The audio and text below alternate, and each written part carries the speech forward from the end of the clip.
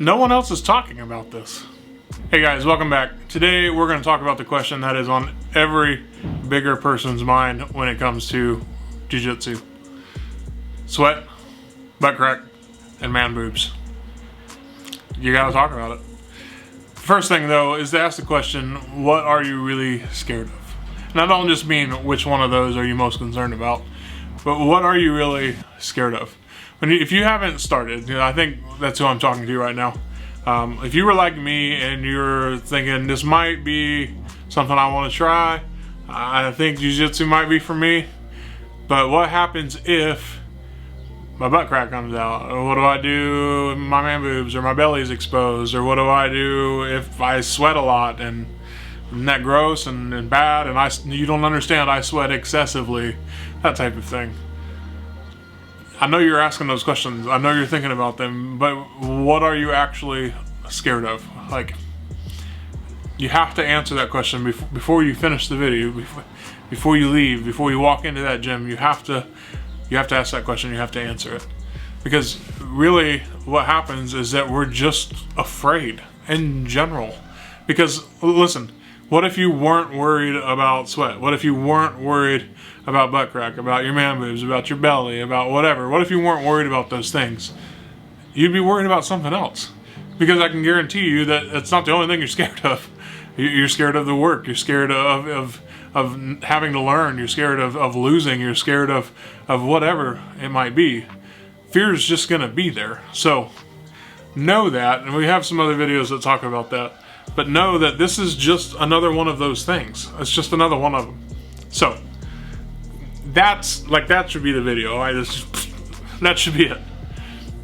But I'm not gonna leave you hanging because no one else is talking about these things. So let's talk about it. Let's talk about sweat first. We're bigger, and so we sweat more. And I don't just mean more in general. I mean quicker, in larger volumes. Sometimes with more stink, depending on what you're eating. I get it. We're there. I remember in high school and football, I was still, I don't know, I think I was like 320. I was north of 300. Yeah. I was like 320 something and maybe 360. I don't know, somewhere in there.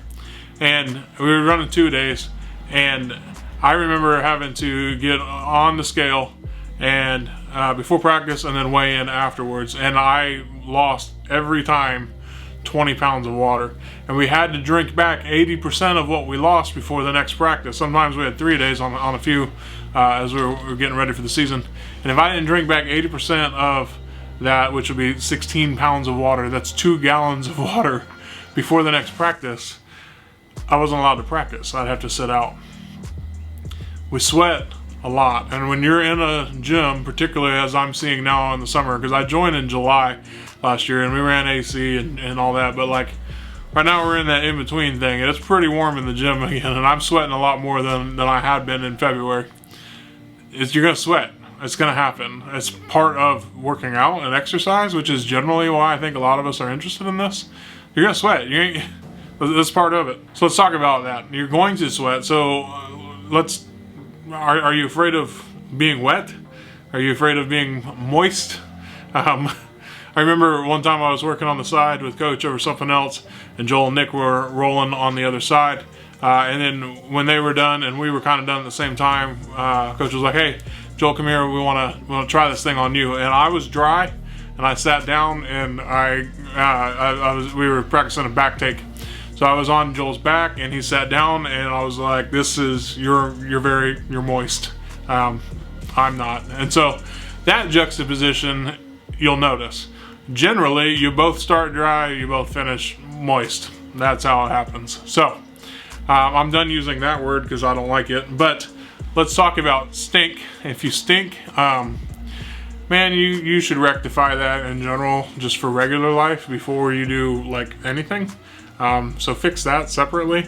However, I generally try not to eat smelly things the day before I go in.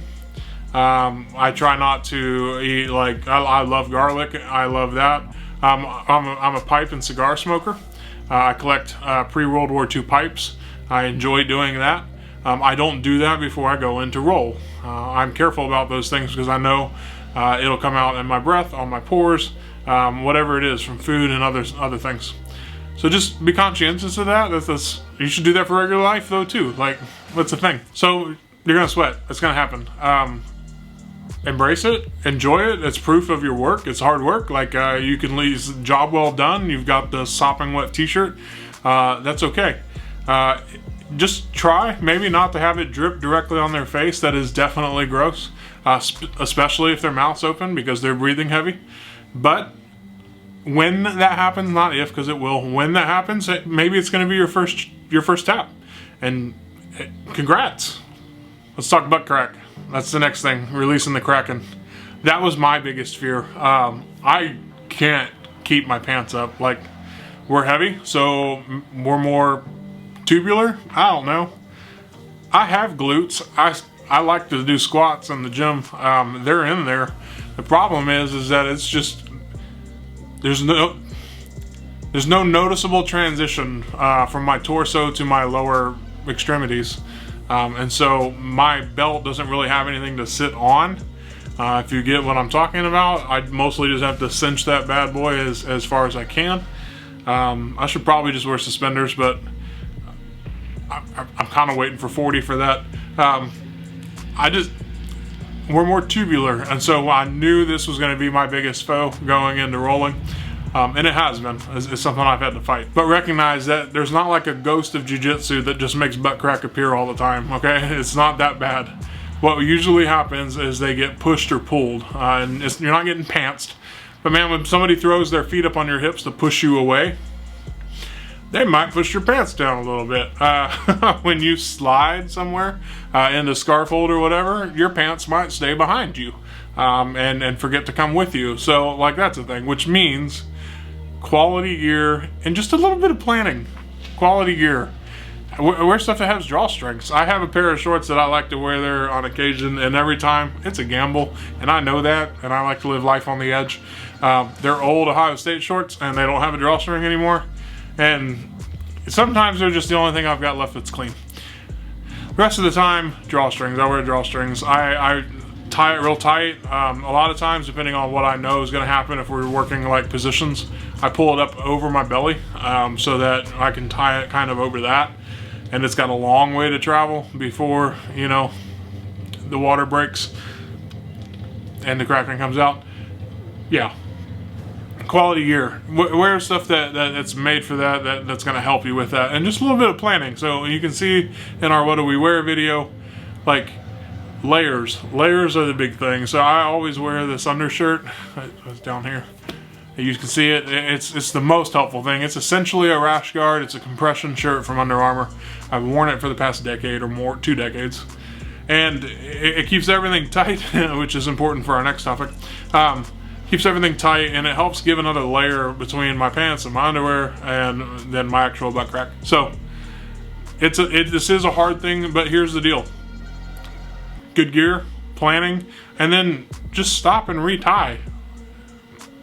Trust me, your partner's okay with you stopping to cinch that bad boy up again so that it doesn't come out.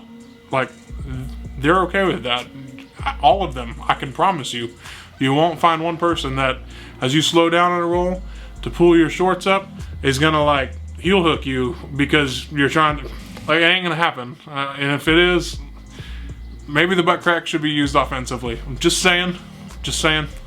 Look out for that. What really kind of helped me on this was rolling one day, and I'm in a bit of a smaller class on my mornings, and so coach is just watching us roll, right?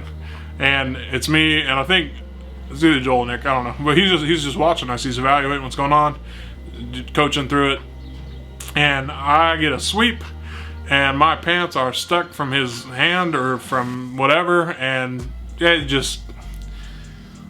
And it's not just that it comes down, it's that it's like in Pirates of the Caribbean when a ship comes broadside and it just exposes all the guns at once. And I said, "Sorry, coach." And he goes, "Nothing I had ever seen before." I knew I was good then. Last up, everybody's biggest fear at the beach, at the pool, in the mirror. man boobs. We're bigger, and so we just have massive pecs. I mean, that's it just comes with the territory, right? That's what they are, and that's what we're gonna call them. So, congratulations, good job. This one is a huge fear, just because the others are embarrassing because they're like, you know, gross. This one's embarrassing because it feels shameful. It feels much more personal. It feels much more intimate, and so it is a different, you know, flavor than the other two. When we talk about this one, I was afraid of this just because I am, and I have been since I was like in 3rd grade at the pool. But this one's not been a problem ever. Like, it hasn't come up. If you wear a shirt, you're gonna be fine. just wear a shirt. You'll take care of this one completely. You are gonna have your belly pop out. It's gonna happen as the shirt gets pulled up or stuff like, or you're twisting. It happens a lot to me when I'm twisting. When somebody takes my back and I'm peeling them off on the mat and I have to twist with my hips and stuff, and it just pulls my shirt around.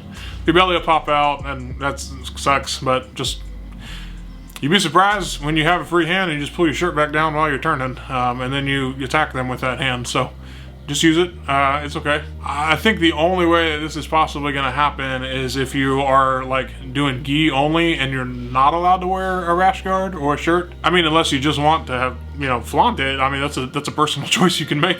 But if you're afraid of this, just wear a shirt, wear a rash guard underneath your gi. I think there are some old school gyms out there that are gi only and nothing under it. And man, if that's what they want, then just take them out and give them mother's milk. And they asked for it, right? So just give them mother's milk, and you'll probably single-handedly change the policy. If not, they're just going to give you your black belt right then and there. And congratulations. Send a picture. But again, most importantly, you've got to ask that question: what are you afraid of? What are you running from? Because once you handle these 3 things, I'm telling you, 2 of them are going to happen often, and you're going to be okay. One of them, I don't really think is actually going to happen. It's not a big deal. And so if I'm telling you that these other 2 things are okay and the one's not going to happen, and you still are nervous or fearing, why is that? Because we're always going to have fears. And there has to be a point where you say, I'm just going to have courage and I'm going to do it anyway. And trust me, is it worth it? Giving into the fear of these things possibly happening and being embarrassed and being exposed and these type things, versus all that you stand to gain from jumping in and starting rolling. It doesn't compare. It's totally worth it. I hope this has been helpful. Comment down below what you're afraid of that I can talk about and just show you that there's nothing to be afraid of. I love seeing your comments, and I'd love to answer your questions. But until next time, keep rolling.